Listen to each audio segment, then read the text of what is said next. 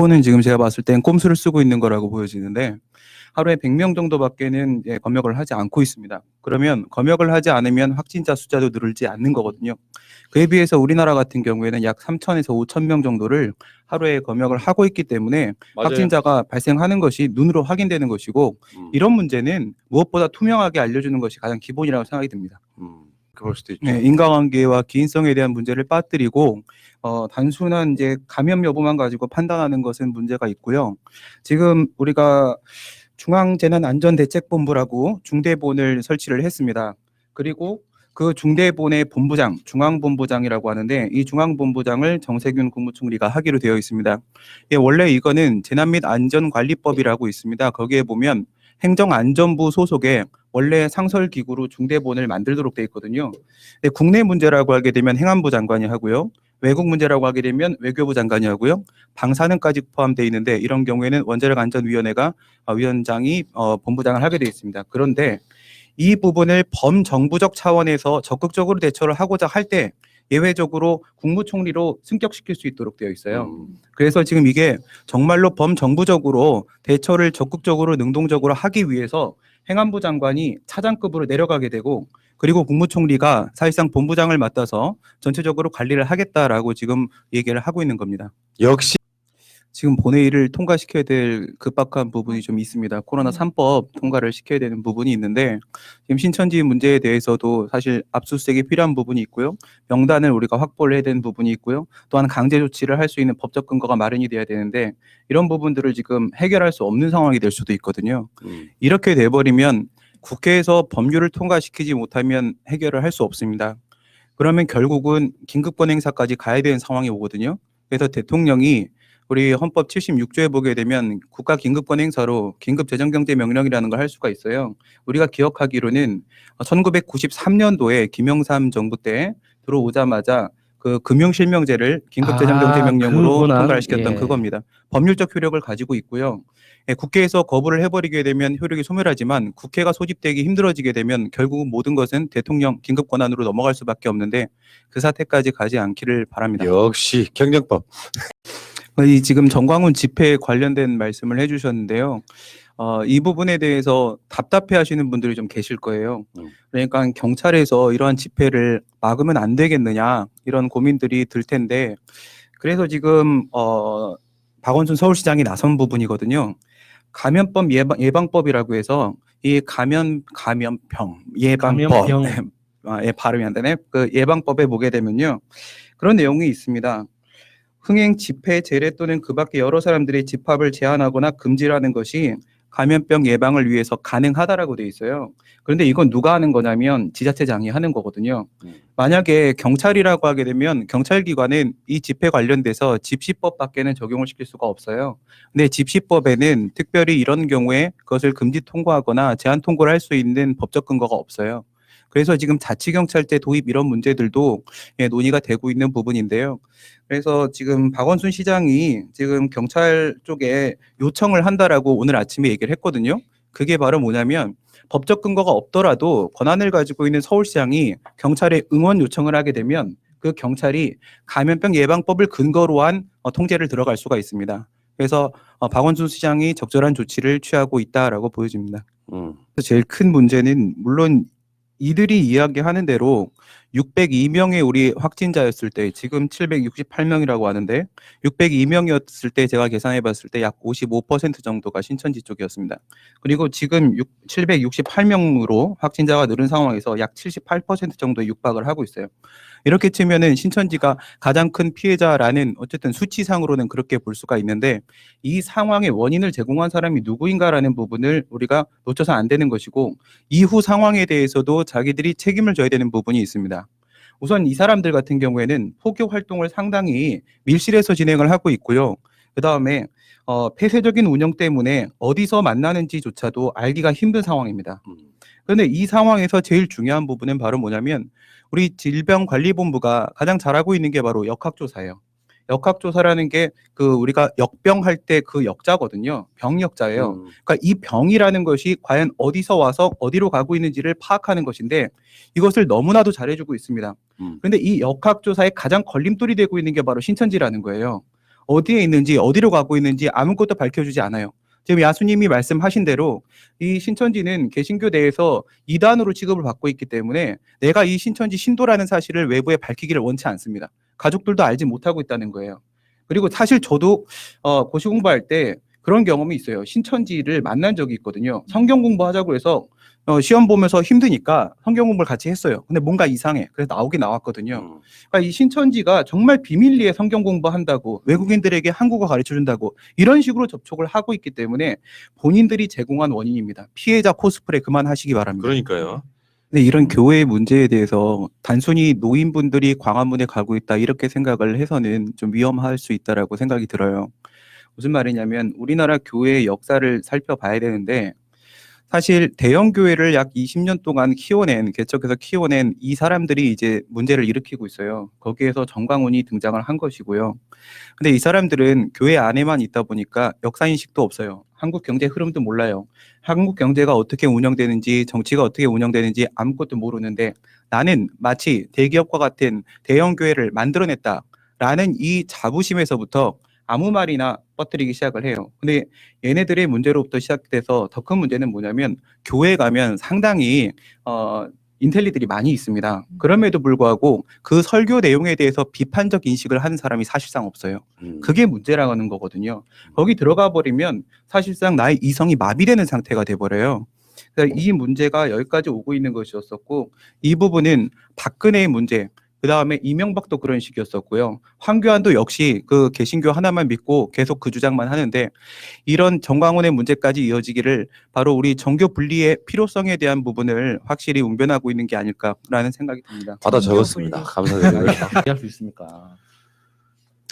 이게 어떻게 보면 삼위일체가 되고 있는 게 아닐까. 성부와 성자 성령 얘기하는 게 아니고요. 아멘. 네. 네. 네. 그 삼위일체라는 게 사실 자유한국당 새누리당이 전신이었었잖아요. 이들하고 지금 정광훈 세력 하고요. 그다음 신천지라는 곳하고 저는 사실상 어떻게든 엮여 있지 않을까라는 계속 합리적 의심이 들고 있습니다. 왜 그러냐면 이들이 지금까지 뭐 최근에 정광훈을 필두로 한 이 기독교 세력들이 많은 부분 정치에 등장을 하고 있는데요. 이들이 과거에 뭐 72년대 유신 때라거나 전두환 때라거나 어떤 모습을 보였고 노무현 이후에 지금 어떤 모습을 보이고 있는지를 정말 판이한 모습을 보면 우리가 알 수 있습니다. 그때 당시에 저도 교회를 다니는 입장에서 문제가 되면 기도를 해야 된다라고 생각해요. 교회는 밖으로 나올 문제가 아니고 기도를 해야 돼요. 근데 이들이 박정희 때 같은 경우에는요. 다 내 죄요. 다 내 탓이요. 이러고 교회 밖으로 나오지 않았어요. 예, 그리고 그걸 다 묵인했습니다.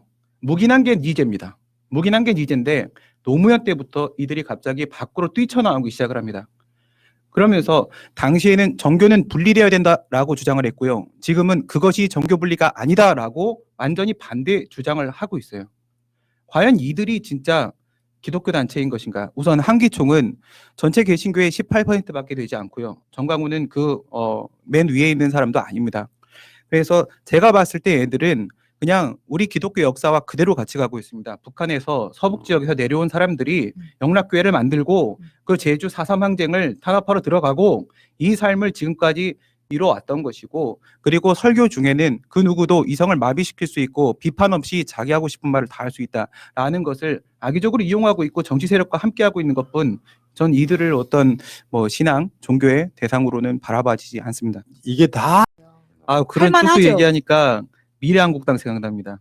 미래한국당에 바로 직전에 14일 날 누구 갔죠? 정우천 갔잖아요. 정우천 가면서 딱 5명 채우면 하루 만에 바로 사망 나오거든요. 그 돈 장사하려고 하는 건 정광훈이나 정운천이나 미래한국당이나 다 똑같네요. 네. 말씀이고요. 예, 제도적 측면에서 그렇게 충분히 볼 수 있는데, 근데 뭐 교회니까 교회란 측면에서 생각을 해보면 반대로 당신들 하나님의 심판이 두렵지 않습니까? 지금 그런 말을 하고 저는 그런 생각이 들고요. 교회 안에서 과연 사랑과 용서는 어디로 간 거고 그 안에는 모든 게 분노와 적개심만 남아 있는 거 아닙니까?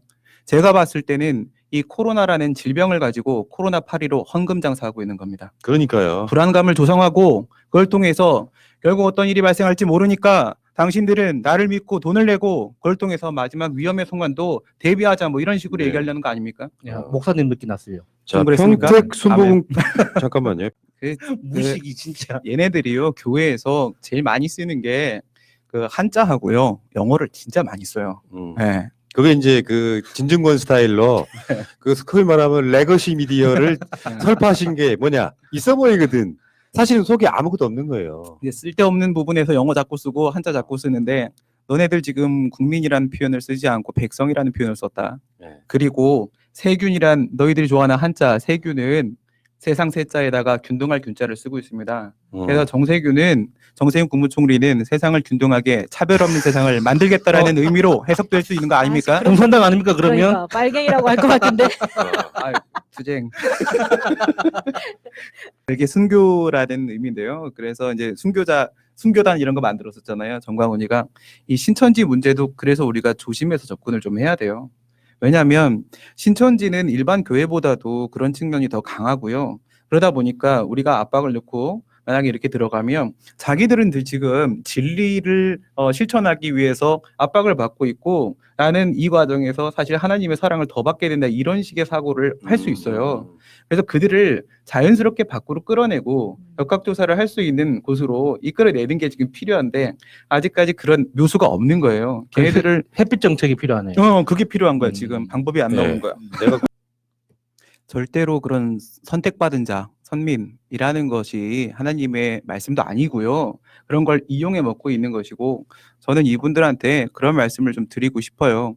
진짜 목사님이 맞으시다면 진짜 하나님을 믿는 게 맞다면 예수의 삶을 따라가시고요. 낮은 곳에 임하시고요. 사랑을 실천하시고요. 지금 이 순간에 우한에 계신 주민들과 대구에 계신 시민들에게 어떠한 따스한 손길을 내밀 수 있는지 그걸 고민하시기 바랍니다. 그리고 아멘. 기도하시기 바랍니다. 할렐루야. 법적으로 뭐 선거법 위반이면 뭐 신고할 수 있고 그렇긴 한데 이걸 일일이 다 통제를 할 수가 없는 거고 내부적인 개혁이 좀 필요할 수밖에 없어요. 그런데 뭐 이런 내용도 있잖아요. 호주에서 산불이 나서 아직까지도 완전히 다 해결이 되지 않았잖아요. 그 부분에 대해서도 하나님의 진노다 뭐 이런 식으로 얘기를 하는데 이것은 단순한 탄소 배출량 증가에 따른 기후 변화 문제였었을 뿐이고요. 이것이 무슨 과학과 종교의 영역도 넘지 마 너네들. 그래서 이런 일이 자꾸 발생하는 이유가 뭐냐면 대형 교회 신도를 믿고 그러는 거예요. 그래서 저는 대형 교회로 나가는 거 옳지 않다고 생각. 이거 우리나라에서 맞아요. 나타난 현상이에요. 그러니까 교회는 가까운 곳에 정의당이 이렇게 움직이는 행보는 상당히 일련의 절차를 밟고 있어요. 무슨 말이냐면 정의당이 우리는 100개 이상 지역구에 출마를 시키겠다라는 말을 했거든요. 근데 공직선거법 개정된 걸 보면요. 300석에서 그 출마를 안 한 지역을 빼야 돼요.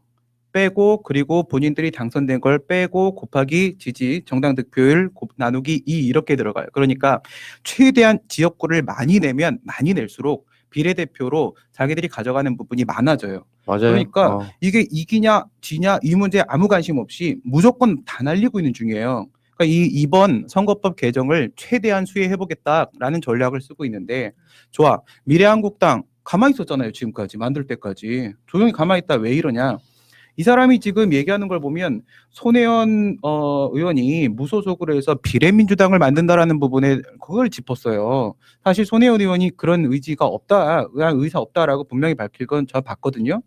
그런데 이 얘기를 만약에 비례민주당 같은 게 만들어져 버리게 되면 미래한국당이 가져가죠? 남은 건 정의당이 그래도 가져가려고 했어요. 근데 비례민주당이 만약 만들어진다면 지들은 가져갈 게 아무것도 없는 거예요.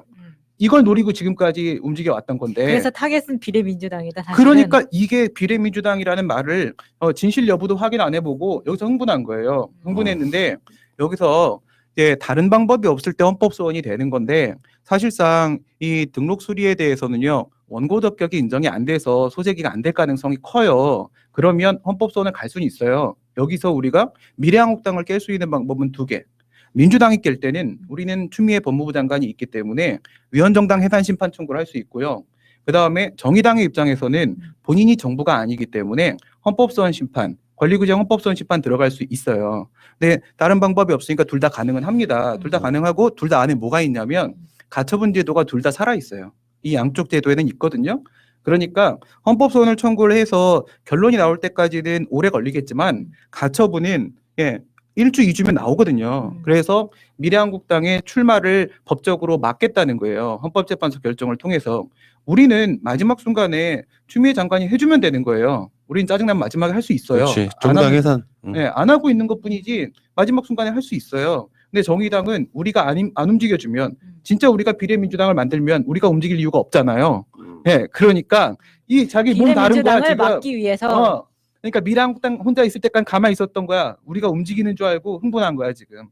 그러지 말고 범진보 진영으로 같이 갑시다. 그러니까 이게 공천 면접 보는데 공관위원이 이은지한테 겐세이를 물어봤다는 거야. 예. 겐세이란 말에 대해서 물어봤다는 건데 확실히 품위는 없는 것 같고요. 굉장히 마세이 어. 친구죠. 그러니까 미래통합당이 전혀 사람이 아닌 정당은 그래도 한 1%는 남아있다고 보는 게 이은재는 탈락시켜야 되는 게 맞는 것 같습니다. 근데 이은재가 이르고 나서 그런 말을 했어요. 황교안 씨한테 실망했다. 황교안 대표한테 패트 기소 가지고 불이익 안 준다고 그렇게 약속해놓고 나서 결국 이게 뭐냐 이런 얘기를 했는데 진짜 바보구나라는 생각이 들었어요. 황교안을 믿었다. 아니 그러니까 그다음에 패트 기소로 그러니까. 불이익 안 준다는 거 약속한 건 나경원이지. 황교안은 아무 말도 안 했어요. 그리고 이제 그 부분에 대해서 그건 패트 기소당한 다른 사람들도 컷오프를 당했냐? 그러니까 그렇지 않거든요. 자기만 당한 거야. 그리고 어떻게 또 황교안을 믿어? 나경원도 마찬가지고. 그래서 이 사람은 좀 약간 모자르구나. 아니 당 당긴 유권자들은 김태호가 누군지 몰라요. 가수 그러니까 검찰 수사관이라고 G.O.D. 하면, 그러니까 그러니까 인지도로만 보면 김태호도 잘 모를 수 있고 진성준도 잘 모를 수 있거든요. 근데 뒤에 붙어 있는 직함을 보면 검찰 수사관하고 서울시 부시장 이렇게 딱 보면 너무 확연하게 차이가 나잖아요. 맞아요. 이거는 그런 거 보고 포기하는 찍어. 거예요, 이거는. 그런 거 보고 찍죠. 예. 예. 그리고 여기 김용태 구로 의뢰 간다고 하는데요. 제가 엊그저께 그 준연동형 비례대표제 과연 어떻게 되는 거고 우리는 뭘 기준으로 판단해 이런 질문들을 많이 받아서 제가 그 영상을 하나 만들었거든요. 그러면서 다른 분들 이 준연동형 비례대표제에 대해서 유튜브나 뉴스에서도 잘못 설명하는 게 너무 많더라고요. 그런데 이 김용태 씨가 이 선거법 개정된 거를 놓고 나서 나와서 어디서 토론을 하는데 아무리 설명을 해줘도 끝내 모르겠다는 거예요. 이해가 안 된다고. 이 사람 좀 그냥 그 정도인데 그리고 이 문재인의 남자죠. 윤건영 국정상황실장은 문재인의 남자 그래서 노무현 우리 대통령 때 5년 청와대에 있었고 그 다음에 문재인 대통령 때 2년 있었고요. 총 7년 가장 오래 있었던 사람인데 문재인의 남자 윤건영 TV 구독 부탁드립니다. 김웅이라는 사람이 검찰개혁 부분에 대해서 반대 입장을 표명했을 때 뭐 하는 사람인가 싶었는데 그 문제를 우리가 접어놓고 생각을 하더라도 저는 그닥 걱정스럽지 않은 게요. 어떤 시사 프로에 나와가지고 김웅 씨가 그런 얘기를 했어요. 이제 검사를 그만두고 나왔지. 이제 나도 먹고 살아야지. 그래서 변호사 사무실을 만들려고 해요. 친구랑 둘이서.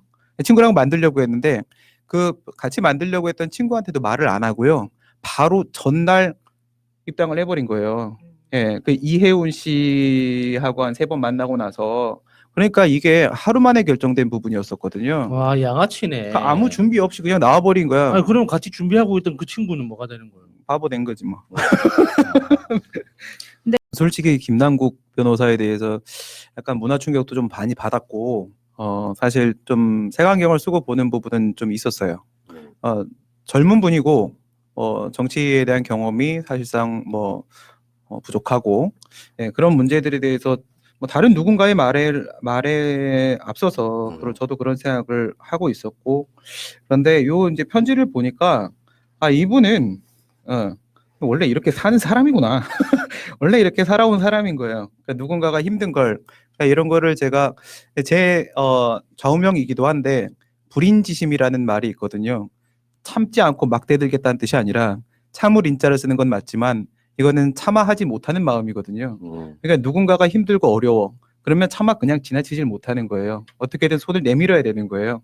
그 불인지심이라는 그것을 또 자신의 삶의 가치관으로 계속 실천하며 살았던 사람은 맞구나라고 생각이 들었습니다. 그러니까 단순하게 때문에. 비슷한 상황으로 지금 이제 그 용산의 삼일교회라는 곳이 있어요. 거기는 우리도 원래 22일 날 광화문 집회가 있었죠. 근데 그것을 스스로 취소를 했거든요. 위험할 수 있기 때문에. 그 용산에 있는 3.1교회도 칭찬을 하고 싶은데 이런 식으로 스스로 취소를 하고 진행을 했어요. 근데 이제 신천지 같은 경우에 보게 되면 얘네들이 1,000개 정도의 그 장소를 질병관리본부에다가 제출했습니다. 근데 그것은 이미 노출된 곳들이란 말이에요. 이미 노출된 곳들은 본인들도 어떻게 할 수가 없어요. 그래서 폐쇄하기로 결정을 내려버리죠. 하지만 노출되지 않은 곳들이 너무나 많다는 거예요. 이 신천지 같은 경우에 보면요, 그 북한의 세포 조직과 되게 비슷한 방식으로 운영이 되고 있더라고요. 그래서 노출된 곳 말고 다른 장소들이 충분히 존재하고 있어요. 그래서 이 문제를 해결할 수 있는 방법은요, 이 세포 조직을 운영하는 조직의 특성은 상명하복의 원리가 아주 명확합니다. 그래서 지도부가 10명이든 20명이든 지도부의 지침이 떨어지면 무엇이든 관철시키게 돼 있거든요. 그래서 지도부를 설득하는 방법을 좀 찾아야 되겠고, 다행히도 관련된 뉴스들을 보니까 얘네들은 그 어느 곳에서 자기들끼리 뭐 집회를 했든 회합을 했든 간에 출석 체크를 그렇게 철저히 한대요. 출석 체크를 매우 철저히 하고 있기 때문에 지도부가 설득이 돼서 그 명단을 명확히 파악해내기만 한다면 얘네들이 어디서 어디로 움직였는지 역학조사는 명확히 나올 수 있을 것 같아요. 그러니까 오늘 황교안 씨가 자기 그 민통당에서 우한 폐렴 TF를 우한 코로나19 대책 특별위원회로 격상한다 이렇게 얘기를 했어요. 그러니까 우리가 이제 중대본을 만드니까 본인들도 이제 그 민통당 안에서 이렇게 뭔가를 격상하는 모습을 보여주려고 하는데 여기 보시면 이름이 뭐 TF가 뭐 특별대책위원회 이거는 뭐 중요한 문제가 아니고 앞에가 우한 폐렴이 우한 코로나19로 바뀌어요. 그러니까 우한 곱하기 이렇게 들어가는 인수분해하면 그러니까 우한은 그대로 두고 있는 거예요.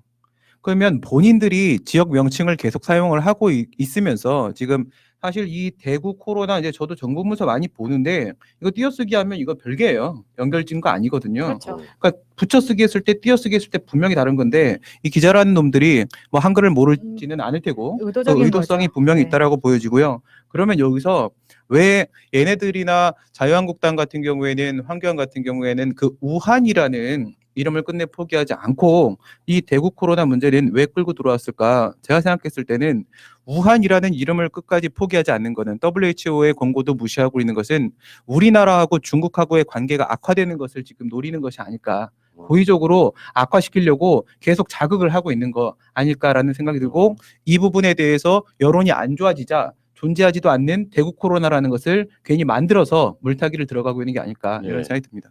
지금 아유 씨. 황교안이 엊그저께인가 본인이 그랬어요. 나도 대구에 당장 내려가고 싶다. 그래서 내려가. 눈물이 난다. 이런 얘기를 했는데 지가 자편이- 무서워서 못 간 거예요 지금. 자편이 없어서. 그러면서 오늘 아침에 한 얘기가 지는 눈물이 나지만 못 간다. 발이 떨어지지 않는다. 막 이렇게 해놓고 나서 정세균은 당장 대구를 가라 오늘 그랬어요. 그런데 우리 정세균 총리가 가버리시면 그럼 또 할 말이 없는 거잖아. 그러니까. 당장 내려가. 근데 그 좋은 말씀이시고요. 그다음에 저도 한마디 꼭 드리고 싶은 거는 지금 계속 자한당 쪽에서 얘기하는 게 중국발 입국 금지에 대한 얘기를 계속 꺼내거든요. 이게 우한 폐렴이라는 부분하고 중국발 입국 금지에 대한 부분하고 이것이 중국하고 우리하고를 사실상 떨어뜨려 놓고 관계를 안 좋게 만들기 위한 의도가 너무나도 자명한데 많은 분들이 또 여기 속아 넘어가세요. 진짜 중국에서 들어온 사람들을 다 막아야 되는 게 아니겠느냐. 뭐 113개 국가에서는 중국 사람들 들어오는 걸 막고 있다던데 이런 식으로들 속는 사람들이 많이 계신데 그 113개국에 우리나라 포함돼 있고요. 그 우리나라도 그런 식으로 지금은 막고 있는 거예요, 지금. 그리고 중국에서 들어오는 문제가 아니에요. 지금 갑자기 2, 3일간에 늘어난 이 엄청난 숫자라는 것은 신천지에서부터 시작된 부분이고 WHO 역시도 이 중국발 문제하고 이번 우리 사태, 신천지 사태의 문제는 이거는 별개 클러스터라고 얘기했어요. 클러스터라는 게 데이터 집단을 말하는 거거든요. 전혀 다른 성격의 사건이라는 뜻이에요. 그래서 갑자기 뭐 확진자가 늘어났다고 해서 중국발 입국 금지를 반드시 해야 된다라거나 이런 문제 전혀 관계없는 그렇죠. 문제입니다. 이건 그냥 중국하고 우리나라의 관계를 소원하게 만들기 위한 작전일 뿐이니까 전혀 관계없는 게 절대 속지 마시고요. 예, 우리는 합리적으로 그러니까 아주 간단하게 생각을 하면 대한민국의 확진자가 감사합니다.